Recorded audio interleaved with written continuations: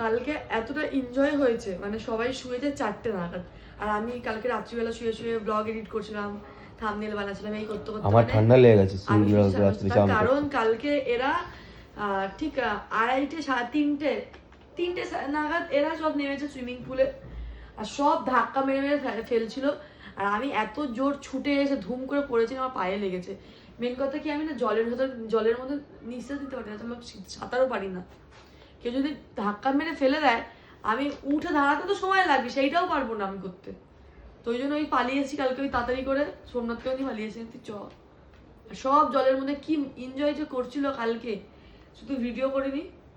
আর কিছু কিছু জিনিস প্রাইভেট থাকা ভালো, সবাই সুইমিং পুলে নাচ করছে ধুপুস ধাপাস করে।